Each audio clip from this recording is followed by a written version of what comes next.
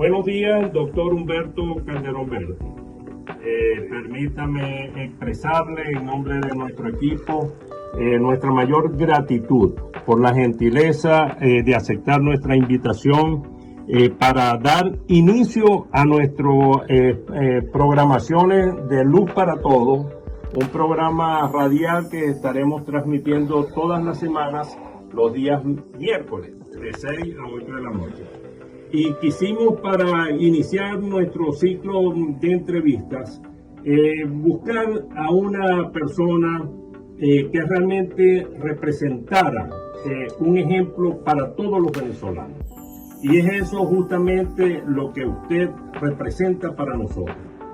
Su trayectoria de vida personal, su honestidad, su éxito como gerente, que habiendo llegado a alcanzar posiciones de suma importancia, no solamente a nivel del país, donde usted fue presidente de PDVSA, ministro de Energía y Minas y canciller de la República, sino a nivel internacional con la presidencia de la Organización de Países Exportadores de Petróleo. Usted ha dejado una estela de vida ejemplar, digna de imitar por todos los venezolanos y de la cual nosotros nos sentimos orgullosos. De manera pues que muchísimas gracias por haber aceptado esta invitación, que va a servir de orientación sobre la base de los conceptos y las perspectivas que usted tiene de la situación nacional e internacional, para llevarle su voz orientadora a la comunidad zuliana a través de nuestra emisora de la Universidad del Zulia, Luz FM. Bienvenido y le damos la palabra para su saludo inicial. Muchas gracias, querido amigo César Ramos, y a todos los compañeros que te están acompañando, a Armando Ruiz, a Nene Barrio, y a Yesenlario Ángel, que son los compañeros de la radio. Para mí es un placer y muchas gracias por tus generosas palabras. Yo no he hecho otra cosa, César, sino trabajar para mi país y tratar de ejercer mi actividad de una manera transparente y honesta, porque yo creo que eso es lo único que le puede dejar a la familia y la mejor contribución que le puede dar al país. Tengo ya muchísimos años como servidor público y como gerente privado también, y afortunadamente puedo mirar hacia atrás. Esto es un proyecto que permite llevar el acontecer de la universidad como institución universal, obviamente. No es la universidad autónoma, no es la universidad privada, no es una universidad, la del Zulia, la UCB, la Universidad de Carabobo, que nos permita desde la universidad construir sociedades, construir un país y una nación. Ese es el objetivo sustantivo de nuestro proyecto radial, y por supuesto también alimentarlo con todas las áreas del conocimiento, y que nos va a permitir tener otros invitados que nos den luces al respecto de ello y orientar a la sociedad, porque es también el sustantivo deber de la radio, de la televisión: educar, entretener, informar con bases, con principios y valores. Liderado todo ello por el doctor César Ramos Parra, y estamos conformando ese equipo. En el trayecto del programa vamos a tener unas intervenciones de personas técnicamente e intelectualmente bien formadas, para darle cuerpo pues y peso, teniendo pues la oportunidad de estar con usted a este trabajo y a esta entrevista y a esta conversación que vamos a iniciar desde ya. Ostensible que el ambiente y el cambio climático ha alcanzado a nivel mundial. En ese contexto, nosotros los venezolanos tenemos la expectativa de que solamente apalancándonos con el petróleo, que es nuestra única fuente de riqueza para comercializar y generar divisas, necesitamos recuperar la industria petrolera. Entonces, desde su punto de vista, ¿cómo se podría compatibilizar las acciones que el Estado venezolano en un futuro tiene que tomar en esa dirección para la recuperación de la actividad petrolera y de PDVSA en este caso, con ese planteamiento que va a empezar a hacer presión a nivel mundial en contra del uso de los combustibles fósiles? Mira, si hacemos un análisis de lo que ha sido la historia de los combustibles en el mundo, llegamos al convencimiento de que ningún conflicto se ha cambiado para otro de manera y una forma rápida. Lo que hay son procesos graduales de ajuste. El carbón se pasó al petróleo, el petróleo se ha pasado a otra cosa, yo no entiendo que haya otra cosa. Ese cambio lo puede hacer el grupo, en primer lugar, va a ser gradual y va a tomar más tiempo que inicialmente la gente pensaba. ¿Por qué? Porque las características de los hidrocarburos en general son muy particulares, en particular en cuanto al manejo, a la utilidad, en cuanto al almacenamiento, que son determinantes, y en cuanto a los costos también, porque es un costo comparativamente mucho más barato que las energías alternas. En el mundo entero de hace tiempo se viene hablando de una transición energética. Esa transición ya se inició, pero va a ser mucho más lenta de lo que la gente se imagina. 3/4 partes de la población mundial vive en países pobres y las energías alternas son muy costosas, de manera que donde se ha producido una irrupción de cierta importancia es en Europa y en los Estados Unidos. Pero aún así, hoy la energía alterna, me refiero a la energía eólica y solar, no significa ni siquiera el 10% de lo que es el consumo energético mundial. Los hidrocarburos fósiles, básicamente el petróleo, el gas y el carbón, constituyen una vasta mayoría o una importante cifra del consumo mundial de energía. Es tan cierto lo que estoy diciendo, César, que el aumento anual del consumo energético, las energías fósiles no son capaces de cumplir con eso. Es decir, el año pasado, con respecto a lo que va a ocurrir este año, el consumo de petróleo va a pasar de 100 millones a casi 104 millones de barriles por día.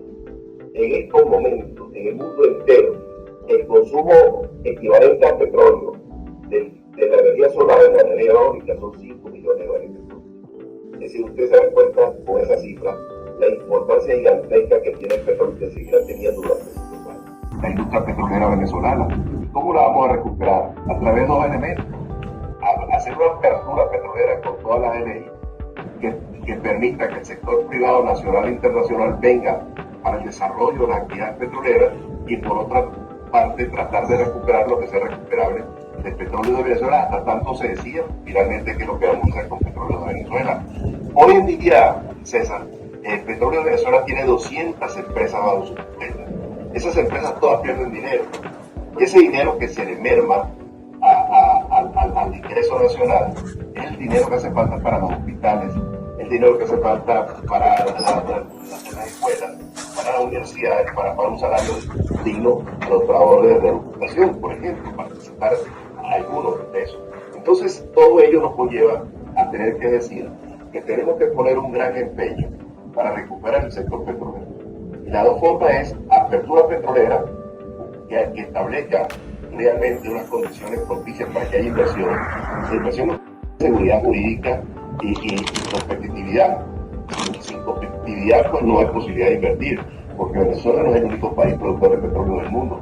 Y en segundo lugar, es muy importante que recuperemos lo que podemos recuperar del petróleo de Venezuela hasta tanto podamos decidir que finalmente lo que se va a hacer con la industria petrolera. Bueno, doctor, con todo ese planteamiento introductorio que usted ha hecho, hay dos elementos acá que vamos a esbozar. Surgen dos aspectos y vamos a acudir a algunos profesores universitarios que le hacen a usted planteamientos en relación a esto.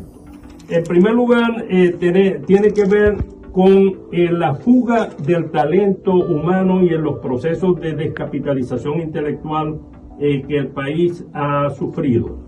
En consecuencia de la industria petrolera, como es sabido, se fueron más de 20.000 técnicos que se formaron eficientemente y con un alto nivel de competencia a lo largo del desarrollo desde la privatización del petróleo. Saludos César, te deseo el mejor de los éxitos en esta nueva faceta profesional.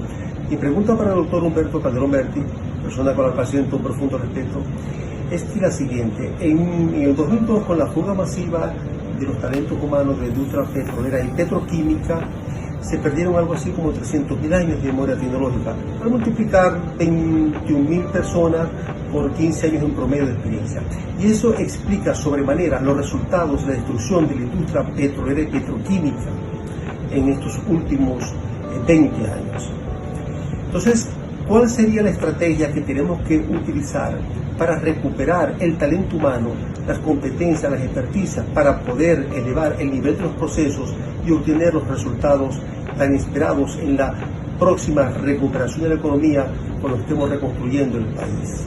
Mi nombre es Alberto Barbosa, economista, y pasé buena parte de mi vida profesional en la industria petrolera. Recordarán que Petróleo Venezuela es una empresa de ejemplo a nivel mundial, una de las empresas más importantes del mundo, conducida de una manera magistral, eficiente, muy bien calificada en los profesionales que allí trabajaban, con el despido del 50% de su personal, porque tenía 40.000 empleados y de los cuales 20.000 fueron destituidos.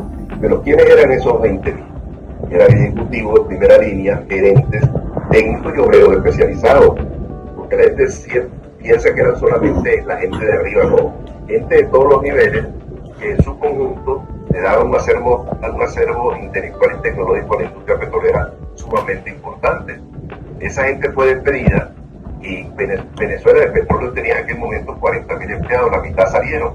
Si Chávez hubiese sido medianamente conocedor del sector petrolero, no experto, medianamente conocedor del sector petrolero, no hubiera cometido el exabrupto que cometió, que fue haber destituido 20.000 personas de la industria petrolera. Entonces eso fue el cuchillo para su propia garganta, como se dice, porque el efecto de aquello fue que empezó a caer la producción petrolera por falta de experiencia, de conocimiento, de capacitación, no solamente la producción, sino también la refinación. Entonces Venezuela, que estaba produciendo, ya llega al poder 3.300.000 barriles por día, hoy produce aproximadamente 700.000 barriles por día, 800.000 barriles por día. Y cuando refinaba en el territorio nacional 1.200.000 barriles, hoy se están refinando menos de 300.000 barriles por día. Más 1.300.000 barriles que refinábamos en el exterior. De eso nos quedaron solo de las 16 refinerías que teníamos fuera con internacionalización. Apenas tenemos funcionando 3 refinerías, que fueron que hasta ahora hemos logrado salvar de 5. Ese es el panorama de la industria petrolera venezolana. Entonces, aquello habrá que recuperarlo. ¿Y con quién va a recuperar la industria petrolera venezolana? Pues con los que estaban ahí. No hay que inventar, hay que empezar a llamar en su debido tiempo y cuando las circunstancias lo determinen, cuanto antes, a mi juicio, mejor. ¿Quiénes trabajaban, por decirte algo, en el complejo refinero de Paraguaná? Para que el día de mañana estén allí. Esto no significa que todos los que estaban para afuera, no. Algunos que están prestando sus servicios de una manera eficiente, honesta y transparente, pues evidentemente continuarán. Pero hay muchos que llegaron ahí a cobrar sin hacer absolutamente nada. Pero eso se aplica a Paraguaná, se aplica al Palito, a Bajo Grande, a Puerto La Cruz, y se aplica también a los campos de producción. Es posible que algunos no quieran regresar, pero eso no significa que los pueden ayudar a la recuperación del sector de los hidrocarburos en Venezuela. Yo creo que lo pueden, indistintamente donde estén, lo pueden hacer perfectamente bien, sobre todo con el nuevo desarrollo tecnológico que hay en materia de comunicaciones, como lo que estamos haciendo nosotros acá. Yo estoy en Europa y ustedes están en Maracay, nos estamos hablando cara a cara, ¿no? Y eso también se va a poder hacer en el sector petrolero. Muchos trabajos de apoyo técnico para el desarrollo de la actividad petrolera podrán hacerse desde el exterior, hechos por venezolanos, como lo pueden hacer también empresas extranjeras. Ese talento no va a perder, ese talento está allí. Yo estoy absolutamente convencido que muchos no van a querer regresar para dar de nuevo al sector petrolero, distintamente que sea el sector privado o petróleo de Venezuela. Muy buenas tardes, yo soy la profesora María Rosel Pineda, yo soy profesora de la Facultad de Medicina, soy médico pediatra y dirijo una sociedad civil ambientalista que se llama Una Arboleda para Maracaibo. Quiero felicitar al profesor César Ramos Parra, quien incursiona a partir de este momento en las redes YouTube y televisiva, y dar la bienvenida al profesor experto en petróleo Calderón Berti, quien fue ministro de Petróleo de Venezuela hace unos cuantos años. Yo como ambientalista quisiera preguntarle al profesor Calderón Berti cuál es su opinión y qué hacer en vista de que estamos escuchando que va a haber una reapertura petrolera. Y esa reapertura petrolera en el siglo pasado ocasionó la salinización del lago de Maracaibo con un fondo prácticamente que no llega a oxígeno y por supuesto no tiene vida. ¿Qué podríamos hacer y cuál es su propuesta? Evitar los derrames que ocurrían, sí, es verdad que ocurrían, porque aquello debajo del lago un plato de espagueti lleno de tubería por todos lados, pero aquello no ocurría con la frecuencia que lamentablemente ha venido ocurriendo. Entonces yo creo que hay que empezar de inmediato con un plan de remediación de las tierras en el oriente del país y en el Zulia también, y del propio lago de Maracaibo. Yo voy a decir algo que quizás es una barrabasada, pero me voy a atrever a decirlo. Yo siempre he pensado que el lago de Maracaibo ha debido mantenerse como un reservorio de agua dulce, porque era uno de los lagos de agua dulce más grandes del mundo, ¿no? Y creo que lo que se hizo con Navarra, abriendo el canal de navegación ese que se abrió, fue un exabrupto, porque aquel puerto que se construyeron en la costa oriental del lago de Maracaibo se ha podido perfectamente bien construir después del Golfo, en el Golfo de Venezuela, para evitar que ocurriera lo que ocurrió, que fuera la salinización del lago Maracaibo. Pero la actividad petrolera ha sido uno de los elementos que ha causado la contaminación del lago. Buenos días, doctor Calderón Berti. Un saludo cordial y caluroso desde Maracaibo, Estado Zulia. En las primeras de cambio, los sueldos, salarios y las pensiones para las personas de la tercera edad no podrán ser modificadas, seguramente, por la situación económica del país. En segundo término, tenemos la condición especial que tienen algunas empresas, como por ejemplo la empresa de suministro eléctrico, Corpoelec, seguramente deberá ser privatizada. Las hidrológicas también. Las demás empresas, como por ejemplo PDVSA, eso es seguro que va a ser así. Y ahora hasta las de salud y la de educación tendrán que ser objeto de algunas modificaciones sustanciales que probablemente impactarán el bolsillo de los venezolanos. Por esa razón, mi pregunta concreta está dirigida a conocer su opinión sobre la forma como direccionar esa transición necesaria para Venezuela. Muchas gracias, doctor Calderón Berti. Bueno, todo aquello se podrá revertir en la medida en que el Estado venezolano tome conciencia, y los venezolanos tomemos conciencia de que el Estado no tiene por qué ser empresario. Yo creo que el mayor disparate que hemos cometido en Venezuela es la aplicación del clientelismo el estatismo clientelar. Es decir, el dinero que venía del petróleo, que durante los primeros años de la democracia fueron canalizados fundamentalmente a la educación, a la salud, a los servicios públicos, a la infraestructura, y el país iba progresando en sus instalaciones, iba progresando adecuadamente, y me refiero también al sector eléctrico que mencioné anteriormente. Cuando hubo los aumentos de precios en el año 1974 a raíz del Yom Kippur, de la guerra de Yom Kippur y el embargo petrolero árabe a los países de Oriente y a los países de Occidente, pues ¿qué fue lo que ocurrió? Que los precios del petróleo se cuadruplicaron en un año, y ese dinero, en lugar de haber ido para la educación, para la salud, para los servicios públicos, para la seguridad, para la infraestructura, se canalizó para ser invertidas en empresas del Estado. Se dijo, la prédica de aquellos años era, hay que invertir en otra cosa distinta al petróleo. Durante toda su vida tuvo un rebaño bovino importantísimo. En la época de la independencia habían 14 millones de animales, y durante muchos años se mantuvo esa cifra a pesar de la guerra y de las cosas que hubo durante muchísimos años en Venezuela. Venezuela era prácticamente autosuficiente en carne. Venezuela fue un gran productor y de eso vivimos, de café y de cacao a comienzos del siglo XX. Venezuela llegó a ser autosuficiente en muchos cereales y también en arroz, por ejemplo, una gran producción de arroz y una gran producción de caña de azúcar. Bueno, y todo eso está en el suelo. ¿Por qué? Porque se produce inseguridad jurídica e inseguridad física en el campo, las invasiones propiciadas y estimuladas por el Estado o por funcionarios públicos o bandidos que mandaron a invadir la finca. Entonces a la gente le expropiaron la finca, no se la pagaron nunca, se las incautaron, se las confiscaron, y eso hizo que la producción agropecuaria de Venezuela, de ser millones de hectáreas las que están bajo cultivo y bajo tierras productivas, actualmente serán que 200, 300 mil hectáreas. la gran mayoría de las tierras están abandonadas.